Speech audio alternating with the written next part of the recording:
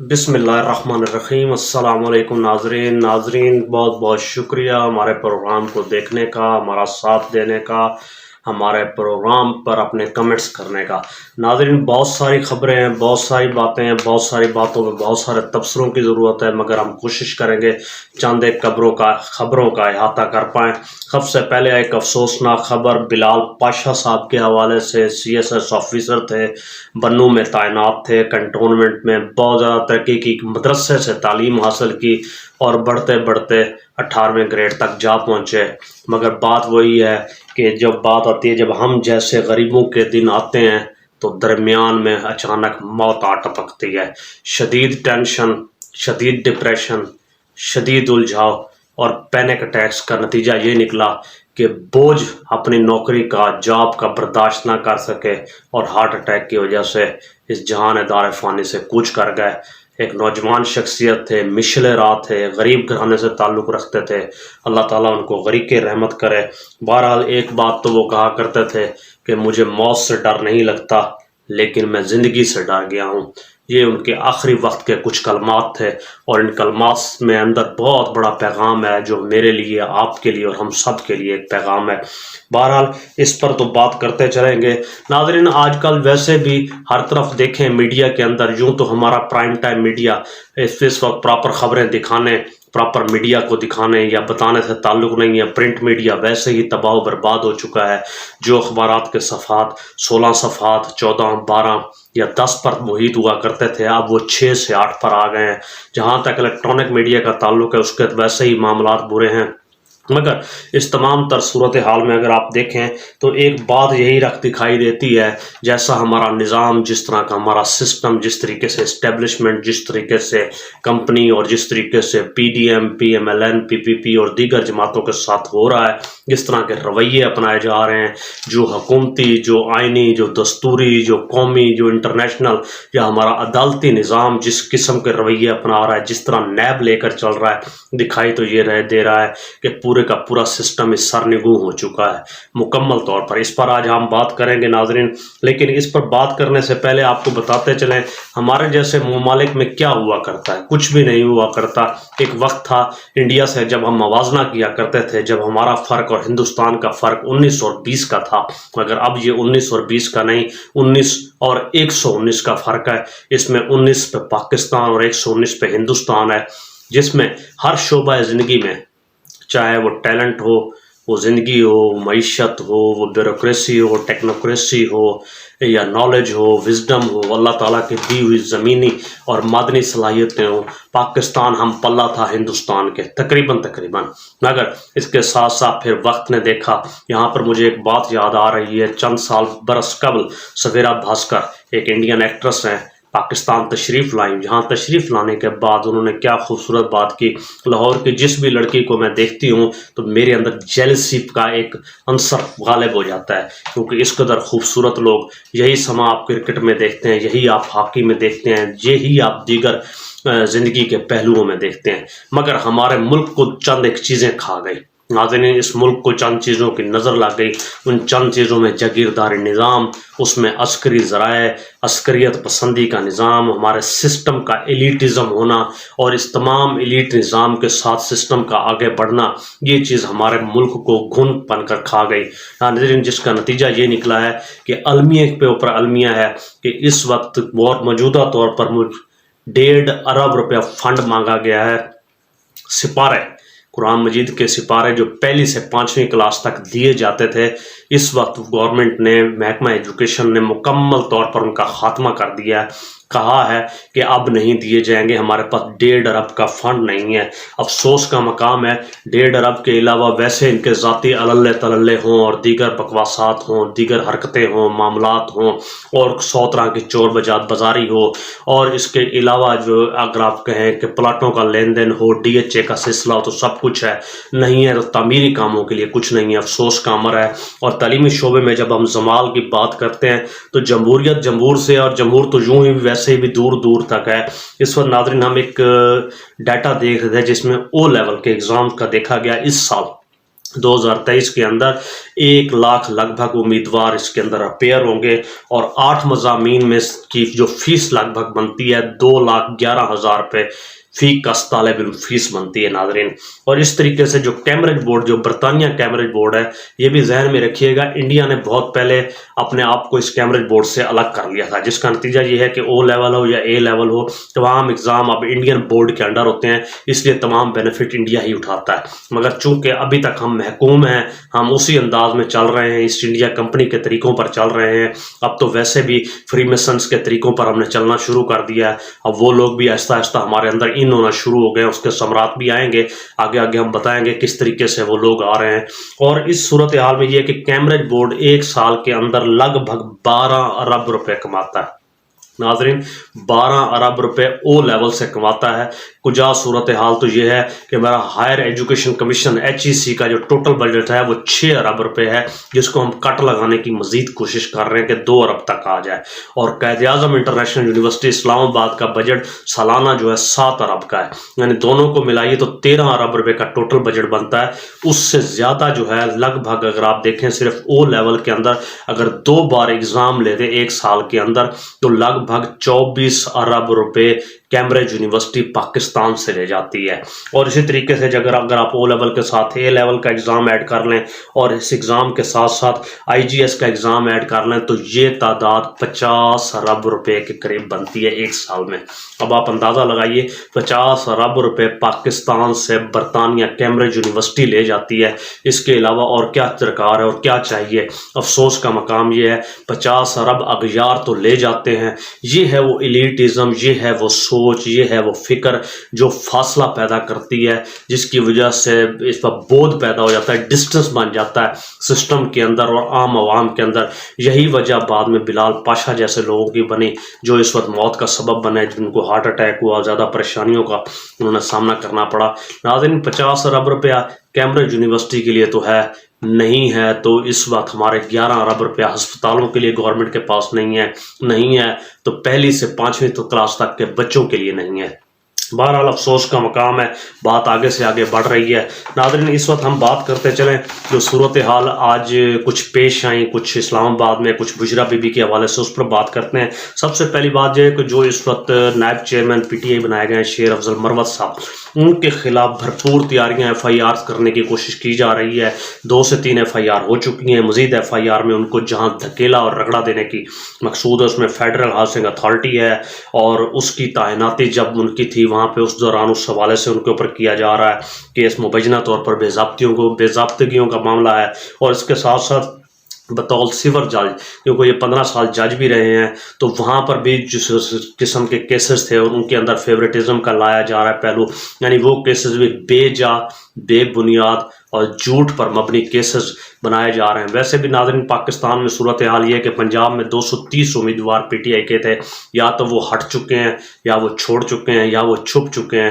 اس وقت ہر جگہ جگہ ان کے کاروبار، ان کی زندگیاں، ان کے معاملات کو اس وقت لپیٹا سمیٹا اور رگیدا جا رہا ہے۔ بھرپور انداز میں کمپنی ایسٹ انڈیا کمپنی کے مکمل طریقے پر چل رہی ہے۔ دوسری طرف دیکھیں ناظرین، کیفیت یہ ہے کہ اس وقت جو لوگ باجرہ، یعنی نام تو حاجرہ تھا، ہم اسے باجرہ کہیں یا ماجرہ کہیں یا مانیکا کا شکار ہونے والے لوگ اتنے اس قدر فرسٹریشن کا شکار ہیں کہ انہوں نے بشرا بی بی کی گاڑی کے اوپر باقاعدہ حملہ کر دیا۔ ناظرین بشرا بی بی آج اڈیالہ جیل میں عمران خان سے ملنے گئیں۔ کجا تو صورتحال یہ ہے کہ باہر سیکیورٹی بھی ہوتی ہے، مگر مختلف عناصر، تصویریں آپ میڈیا پر دیکھ چکے ہیں، سوشل میڈیا پر آپ دیکھ چکے ہیں، اسپیشلی جو لوگ تھے ان کی پوزیشنز بھی اس وقت ہو چکی ہیں ہائی لائٹ، مگر گالم گلوچ، دغا، جادوگرنی کی باتیں کرنا، تانے دینا اور لغویات اور مغلظات منہ سے بکنا ایک روش بن چکی ہے۔ بہرحال افسوس کا مقام ہے، کہاں تک گرو گے، کہاں تک گرائیں، ہونا تو یہ چاہیے تھا بطور مردانہ وار الیکشن کے اندر موازنہ کرتے، مقابلہ کرتے، مگر کیا کہنا، کبھی ریحام ہے، کبھی گولا لائی ہے، کبھی قاسم شاہ ہے، علیم خان ہے، ترین ہے، اون چودھری ہے، مانکا ہے اور اب حاجرہ ہے، اور آگے آگے دیکھیے کون کون اس میں شامل ہوتا ہے۔ یعنی ایسے اوچھے ہتھ کنڈے اپنانے کی کوشش کی جا رہی ہے، ان کے ذریعے جناب صاحب یہ کام کیا جا رہا ہے کہ کس طریقے سے ہم نے عمران خان کو گرانا ہے۔ مگر اس وقت آفرین ہے عمران خان پہ وہ کیا مانگ رہے ہیں وہ بھی ہم آپ سے بات کریں گے۔ ناظرین اس وقت صورتحال یہ ہے کہ جو نواز شریف صاحب آج عدالت میں تشریف لائے وہاں پر ایک نیا ٹوپی ڈرامہ دیکھنے کو ملا۔ کیفیت یہ تھی کہ ان کے استثناء کی درخواست دی گئی کہ ان کو درخواست تو نہیں دی گئی، زبانی طور پر جسٹس فاروق صاحب سے کہا گیا کہ ان کو اس وقت سیکیورٹی خدشات ہیں، آپ روکیے۔ اس پر جج صاحب نے کہا آپ باقاعدہ درخواست دیجیے، ہم قانونی طور پر دیکھیں گے اس صورتحال کے اندر۔ اور نیب کا عالم یہ تھا کہ نیب نے جواب یہ دیا کہ جو کیسز یا الزامات ہم نے ان پر لگائے تھے ان پر ہمیں اب انویسٹیگیشن کی ہے وہ درست نہیں ہے، یعنی انویسٹیگیشن درست نہیں ہے، نیب اپنا کیس واپس لے چکی ہے۔ کیا ہو رہا ہے اس ملک کے اندر؟ یہ ہے عدلیہ کا ٹوپی ڈرامہ اور یہ ہے فلم جو چل رہی ہے، افسوس کا مقام ہے۔ ناظرین اس کے ساتھ ساتھ آپ کو بتاتے چلیں پاکستان میں اس وقت مبینہ طور پر ایک صورتحال سامنے آئی ہے۔ 6 4 سٹار جنرل جس میں جنرل باجوہ بھی شامل تھے، 6 4 سٹار جنرل ایسے لوگ ہیں جو لگ بھگ سالانہ 80 ارب روپے کی سمگلنگ کے اندر انوالو ہیں، اور اس انوالومنٹ میں 2 سیاستدان بھی شامل ہیں جس کے اندر صادق سنجرانی صاحب اور قدوس بزنجو بھی شامل ہے۔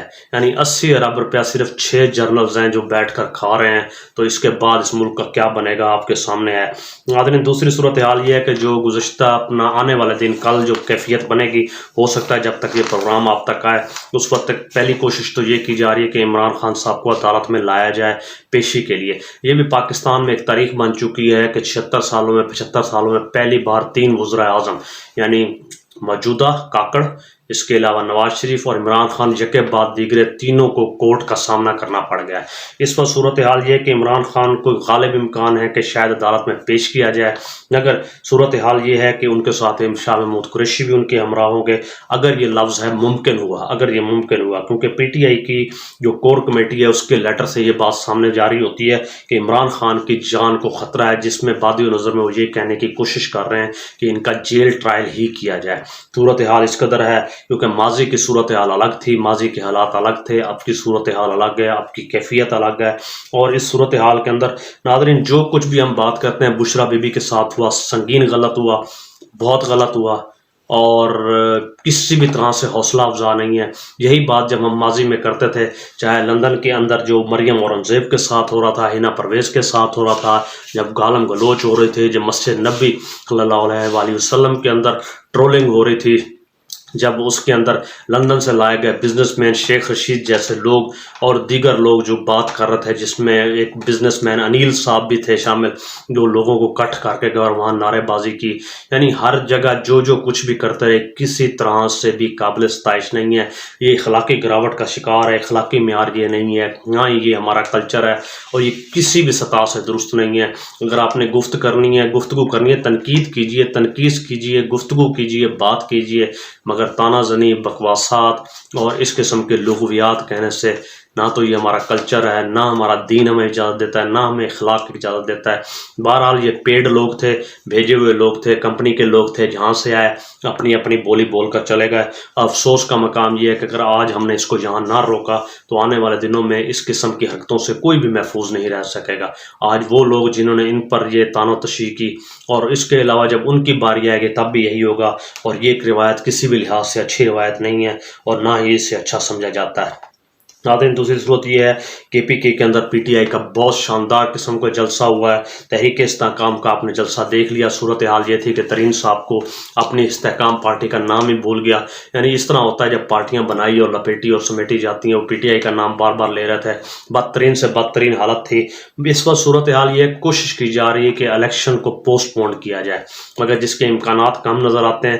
یہ سلیکشن 2024 کے واضح امکانات نظر آ رہے ہیں۔ دوسری طرف آپ کو بتاتے چلیں پاکستان پولیس کا ڈیٹا اس وقت ڈارک ویب پر ہیک ہو چکا ہے، موجود ہے، پہنچا دیا گیا ہے۔ اس سے پہلے نادرا کا بھی ڈیٹا دیا چکا تھا، اس سے پہلے نادرا کے اندر ریٹائرڈ پاکستان آرم فورسز کے جتنے بھی لوگ تھے ان کا ڈیٹا بھی ڈارک ویب پہ تھا۔ اب پاکستان کی پولیس کا ڈیٹا بھی جا چکا ہے۔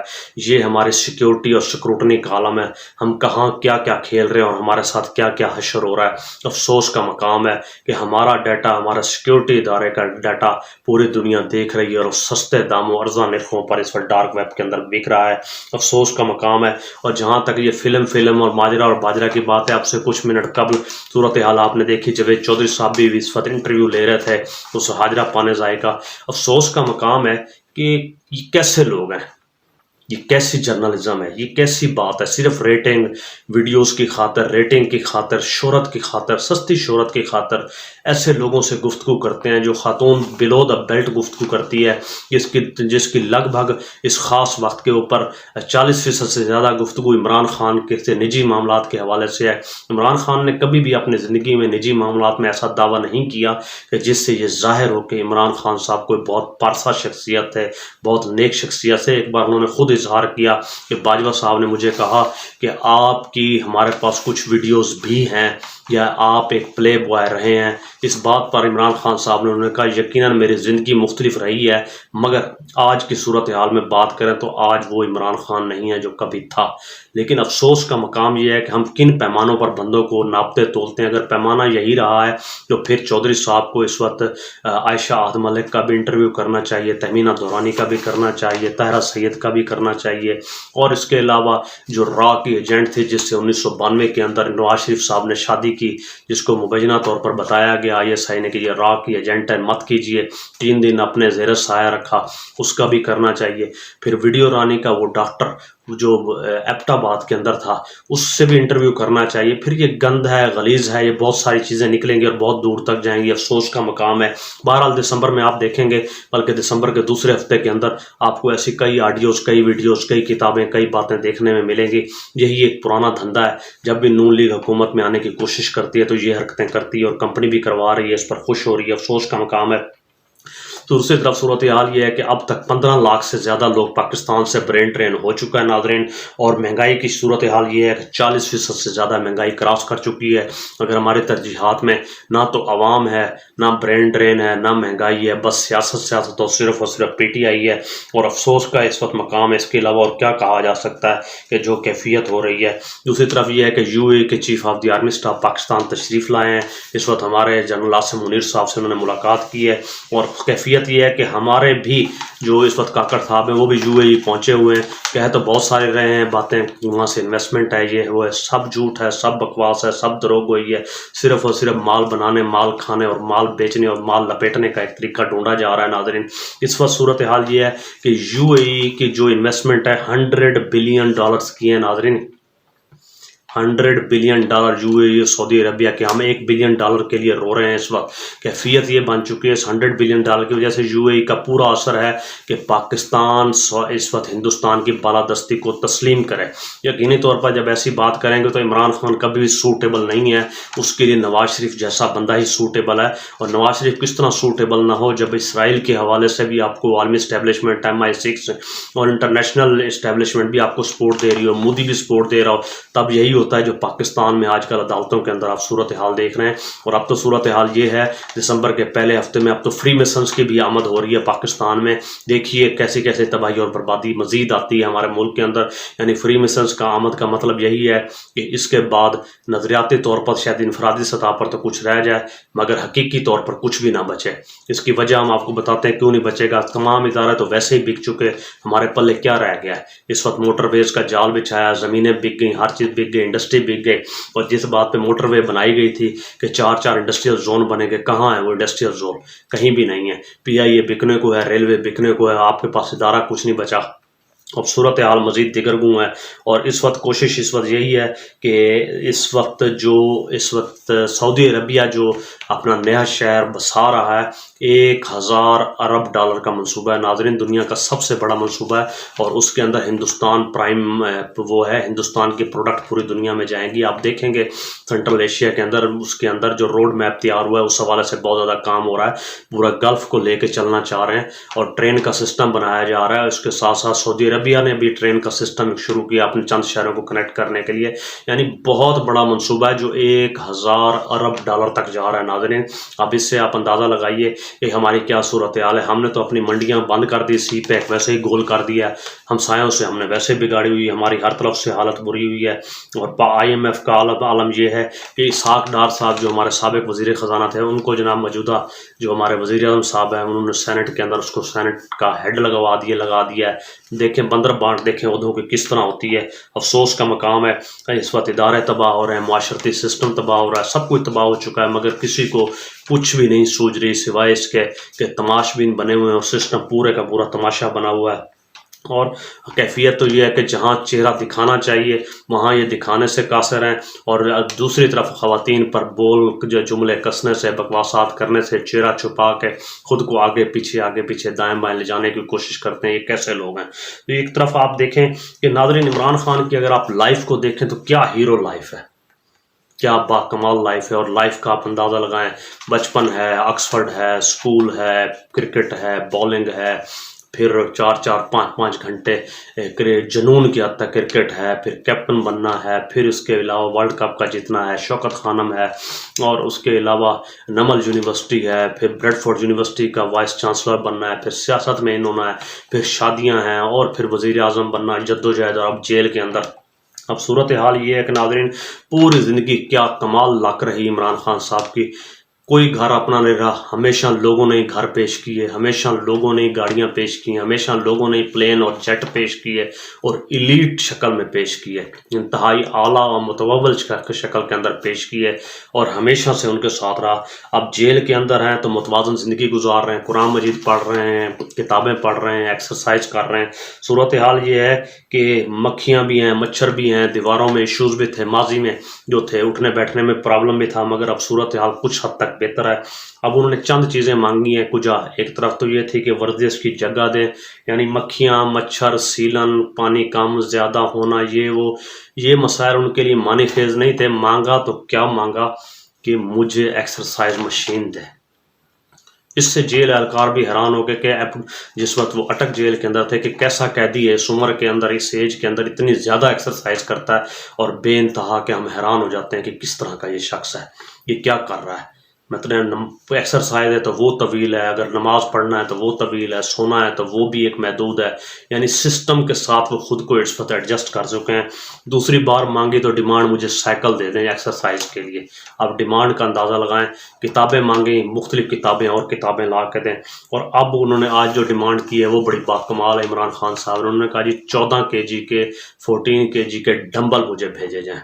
ہم تو حیران ہیں کہ دیکھیں کہیں سائیکل ہے, کہیں ایکسرسائز مشین ہے, کہیں 14 kg کے ڈمبل ہیں, اور دوسری طرف عالم یہ کہاں نواز, شہباز, مریم, سعد رفیق اور ان جیسے لوگ. سعد رفیق تو کہتا تھا ہم نے تو ان کو نئی گاڑیاں دی تھی, یہ پرانی گاڑی میں مجھے لے کر جا رہے ہیں جس کا پیٹرول ہی نہیں ہے, پتہ نہیں وہاں تک پہنچے گی نہ پہنچے گی, گاڑی نہ کہیں رک جائے.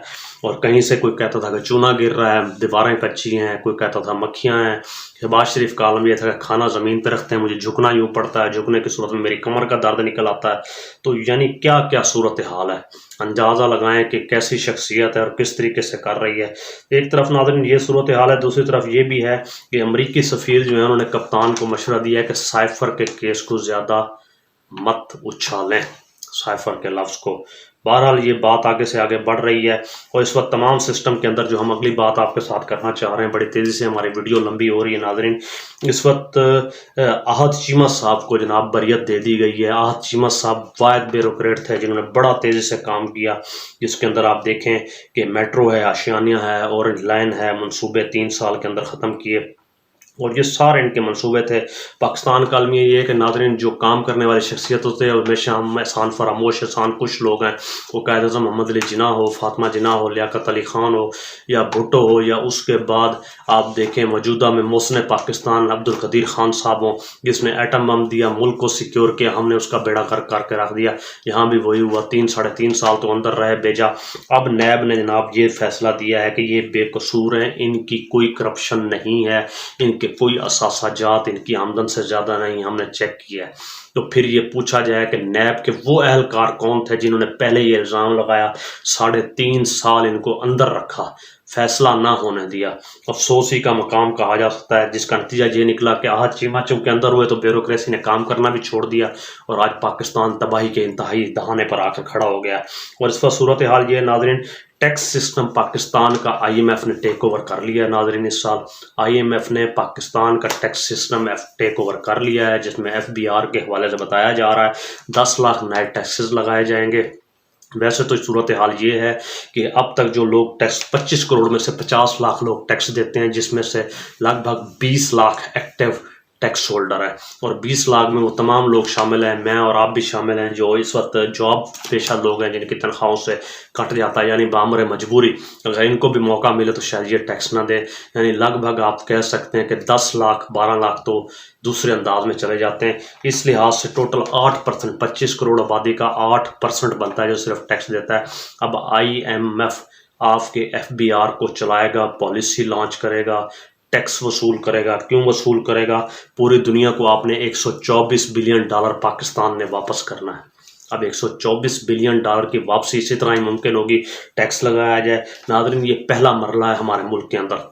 اب یہی ہم بات جو فری میسنز کی کر رہے تھے، یہ فری میسنز کا پہلا اٹیک، اسرائیل کی محبت کا پہلا اٹیک، نواز شریف کی واپسی کا پہلا اٹیک، عالمی اسٹیبلشمنٹ کا پہلا قدم، موساد کا پہلا قدم. آپ ذرا غور کیجئے گا، آئی ایم ایف پہ قبضہ، آئی ایم ایف کا ایف بی آر پہ، ایف بی آر کے بعد جناب دوسرے مرحلے میں آپ کی انڈسٹری کے اوپر وہ ہاتھ ڈالیں گے، تیسرے مرحلے میں آپ کے تنخواہ دار جو امپلائر طبقہ ہے پورے پاکستان کا، اس پہ ہاتھ ڈالا جائے گا. یعنی حکومتی مشینری جتنی بھی ہے اس کے اوپر ہاتھ ڈالا جائے گا. یہ اس طریقے سے چلتے چلتے تمام اداروں کو ٹیک اپ کریں گے، اور اینڈ پر آپ کی سیکیورٹی، قومی سلامتی بھی درمیان میں آئے گی، جس میں فوج کی کمی بھی ہے، بجٹ کی کمی بھی ہے، اور یہ ساری چیزیں ناظرین سامنے آئیں گی. لیکن یہ زیادہ دور نہیں ہے جب ہماری سلامتی بھی سٹیک پر آ جائے گی. یہ ہوتا ہے ناظرین جو اس وقت فری میسونک قسم کی جو ایکٹیویٹیز ہوتی ہیں اور ان لوگوں کی انوالومنٹ سے کیا ہوتا ہے اور یہ کس طریقے سے چل رہے ہیں. مگر ہمارا حال یہ ہے کہ یہ تماشا لگا ہوا ہے، سوائے اس کے سیاست کھیلنے کے ملک کا علم نہیں. اس وقت صرف اور صرف عیاشی ہے، بوتل ہے اور حاجنہ پانے چاہیے، اس کے علاوہ اور کوئی صورتحال نہیں ہے.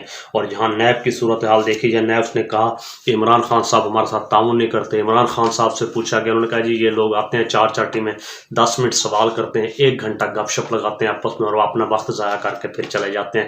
یعنی ایک سوال کو 10 بار دہراتے ہیں اور اسی انداز میں آتے ویسے ہی چلے جاتے ہیں. ایسی ان کی انویسٹیگیشنز ہے، ایسی ان کی گفتگو ہے. تو کیا کہنا ہمارے ملک میں جہاں آہد چیمہ جیسے لوگ کل غلط ٹھہرائے گئے. اب دکھائی یہی دیتا ہے کہ ماضی میں 2017 میں نواز شریف کو غلط قرار دیا گیا تھا، وہ باہر نکالے گئے سسٹم سے. عمران خان کو ان کیا گیا تھا، اب لگ رہا ہے کہ عمران خان کو رگڑا دیا جائے گا اور نواز شریف کو ان کیا جائے گا. محسوس ایسا ہی ہوتا ہے کہ جب بھی الیکشن قریب آتے ہیں تو ہماری عدلیہ بھی کمپرومائز ہو جاتی ہے، ہمارا سسٹم بھی کمپرومائز ہو جاتا ہے. اور ایف بی آر کی طرح تو ہم آپ کو بتا ہی چکے ہیں کہ حکومتی مشینری اور تمام کے ساتھ فری میسن یا آئی ایم ایف کس طرح ٹیک اوور آپ کو کرتا ہے. اس کے بعد آپ راک چائلڈ کو بھی دیکھیں گے، راک فلرز کو بھی دیکھیں گے، اور جو چند لوگ اسرائیل مرد آباد کے نعرے لگا رہے ہیں آپ ان کو بھی دیکھیں گے وہ کیسے ان ہوتے ہیں. بہرحال یہ افسوس کا مقام ہے، اس کے علاوہ اور کچھ کہا نہیں جا سکتا. اور اس کے ساتھ ساتھ ناظرین آخری خبر آپ کو دیتے چلیں، ریکوڈک کے حوالے سے بات ہو رہی ہے کہ جی یو اے ای میں جو ہمارے وزیر اعظم صاحب تشریف لے گئے، یہ $150 بلین کا گولڈ ہے، $25 بلین ہم بیچنے کا ارادہ ہے. جھوٹ ہے، بکواس ہے. یہ لگ بھگ $1200 بلین کا تخمینہ ہے اس گولڈ کا، اور اس گولڈ کو نکالنے میں 10 سال، 15 سال، 20 سال، 25 سال یا 30 بھی لگ سکتے ہیں. اس کے اندر صورتحال یہ ہے کم از کم اس پروجیکٹ کے اندر $600 بلین پاکستان کے ہیں، جس میں سے $300 بلین وفاق کے ہوں گے، $300 بلین اس صوبے کے ہوں گے، یعنی بلوچستان ہے تو بلوچستان کے ہوں گے. مگر یہاں صورتحال یہ ہے کہ ہاف اس لیے نکالا جا رہا ہے کہ جو کمپنی نکالنے آتی ہے 50% اس کمپنی کا ہوتا ہے جو پروجیکٹ کے اندر ان ہوتی ہے. تو آپ کیسے کہہ سکتے ہیں کہ 12 بلین ہے، $150 بلین ہے اور $25 بلین ہم مل رہے ہیں. یعنی یہ چاہ رہے ہیں کہ سعودی عرب یا یو اے ای ہمیں $25 بلین دے دے، یعنی for the sake of time ڈنگ ٹپاؤ پروگرام بن جائے اور اس کے بعد ہم آگے کرتے چلیں. اور حالت یہ ہے کہ اس وقت ہمارا تجارتی خسارہ یا سود کی ادائیگی ہی $25 بلین ہے. یعنی $25 بلین ایک ہاتھ سے لیں اور دوسرے ہاتھ سے ناظرین سود کی مد میں اگلوں کو ادائیگی کر دیں اور پھر ہاتھ پہ ہاتھ دھر کے بیٹھ جائیں. تو ہمارے پاس کیا ہے؟ نہ آپ زمینیں بچی ہیں، نہ ایئرپورٹ بچے ہیں، نہ ٹرینیں بچی ہیں، نہ ریڈیو اسٹیشن، نہ ٹی وی اسٹیشن، نہ ہی کوئی برج، نہ پل، نہ موٹر ویز. کوئی چیز ایسی بچ گئی ہے جو ہمارے پاس ہو، ہم نے گروی نہ رکھنی ہو، ہر چیز تو ہماری بک ہی چکی ہے۔ اب اللہ ہی معاف کرے، وہی بات آ رہی ہے کہ 2035 کا جو نقشہ ہے جس میں پاکستان 3 حصوں میں خدا نخواستہ دکھائی دے رہا ہے، یہ واضح طور پر نظر آ رہا ہے کہ یہی صورتحال اب آگے بنتی ہوئی دکھائی دے گی، کیونکہ فری میسنز کا آنا، پاکستان میں اس قسم کے پروجیکٹس کا چلنا اسی بات کی نشاندہی کر رہا ہے۔ دوسری طرف آپ دیکھیں، کہا جا رہا ہے کہ عمران خان نواز شریف صاحب کہہ رہے ہیں انہوں نے کیا کیا۔ آپ دیکھیں زراعت اس وقت دیکھیں، ٹیکسٹائل دیکھیں 6 سے 11% تک گروتھ کے اندر تھی، مگر اس وقت صورتحال مزید بدتر ہو چکی ہے۔ اور اب سے کچھ دیر پہلے چک ناظرین NA65 لالہ موسیٰ سے فیاض الحسن شاہ صاحب پی ٹی آئی کے جو MNA تھے، پہلے 15 دن پہلے ان کے بھائی کو اغوا کیا گیا، آج ان کو بھی اغوا کر لیا گیا ہے۔ یہ ہمارے ملک کا مجموعی طور پر المیہ ہے، اس سے زیادہ کیا کہا جائے۔ اب تو یہی بات دکھائی دیتی ہے، عوام کے سامنے ایک ہی پہلو رکھا جا رہا ہے، ترازو کے 2 پلڑے ہوں ناظرین، ایک پلڑے کے اندر اگر سونا، گولڈ یا ڈائمنڈ رکھا جائے اور دوسرے پلڑے کے اندر کچرا رکھا جائے، سارے کا سارا کاٹ کا باڑ رکھا جائے، تو کس کو آپ چنیں گے؟ یقینی طور پر آپ گولڈ کو ہی چنیں گے۔ اب سارا کاٹ کا باڑ، چاہے وہ استحکام پارٹی کی شکل میں ہے یا PDM پارٹی کی شکل میں ہے یا اسٹیبلشمنٹ کی پارٹیوں کی شکل میں ہے یا کمپنی پروردہ کا پارٹیوں کی شکل میں ہے، عوام قبول کرنے کے لیے تیار نہیں۔ عوام کی ایک ہی چاہت ہے، عمران خان ایک ہی لیڈر ہے، ہمارا کپتان ایک ہی لیڈر ہے، 8 فروری جو بھی الیکشن ہو وزیر اعظم عمران خان کی شکل میں۔ مگر کمپنی اور عالمی اسٹیبلشمنٹ اور فری میسنز اور ان کی خواہش جو بن رہی ہے، جو حالات بن رہے ہیں، آپ دیکھ رہے ہیں، میں دیکھ رہا ہوں، جو ہم نے ایک طویل تجزیہ آپ کے سامنے پیش کیا، اور اس وقت آپ کو بتاتے چلیں تاج، اگر آپ اس کو بھی دیکھیں، ترکی کے حوالے سے دیکھیں تو وہاں پہ بھی سلطنت عثمانیہ جو آخری وقت میں گئی ہے، تو اس وقت جو سلطان مراد تھے وہ بھی فری میسنز کے ساتھ مل چکے تھے، یعنی ان کی بھی کیفیت یہی تھی کہ بیڑا غرق اس وقت بھی انہوں نے اسی طرح کیا تھا۔ آخری جو حکمران تھے، فرما روا تھے اس وقت سلطنت عثمانیہ کے، یہی کیفیت اب پاکستان میں بن رہی ہے۔ اور بہترین موضوع شخص نواز شریف ہے، اس وقت کمپنی کے لوگ ہیں، مریم نواز ہے، شہباز شریف ہے اور باقی یہ سب لوگ ہیں۔ بہرحال پاکستان میں ہے، سب کچھ ہے، کھیل رہے ہیں، اپنی اپنی مرضی کا کھیل رہے ہیں، ہر شخص کی 1.5 انچ کی ایک اینٹ ہے، اور افسوس کا مقام ہے، اس کے سوا کچھ نہیں کہا جا سکتا۔ سیاست سے لے کر مذہب تک اور مذہب سے لے کر تعلیم تک ہر سمت میں ایک زوال ہی زوال ہے۔ دیکھتے ہیں آنے والے دنوں میں ہوتا ہے۔ بہرحال مایوس ہونے کی ضرورت نہیں، 8 فروری اپنے ووٹ کا استعمال کیجئے، عمران خان کا استعمال کیجئے اور عمران خان بلے کے نشان کا استعمال کیجئے۔ پاکستان کی ترقی کا صرف ایک ہی ضامن ہے، وہ ہے PTI اور عمران خان۔ دوسری صورت میں جو کیفیت اس وقت بن چکی ہے، تمام تجزیہ آپ کے سامنے ہے، اور آنے والے دنوں میں جو صورتحال بنے گی اس حوالے سے بھی ہم آپ کو آگاہ کرتے چلیں گے۔ اپنا بہت بہت خیال رکھیے گا۔ آپ کے قیمتی وقت کا بہت بہت شکریہ، ہمارا ساتھ دینے کا، ہماری ویڈیو کو سراہنے کا، دیکھنے کا بہت بہت شکریہ، آپ کے قیمتی وقت کا۔ السلام علیکم۔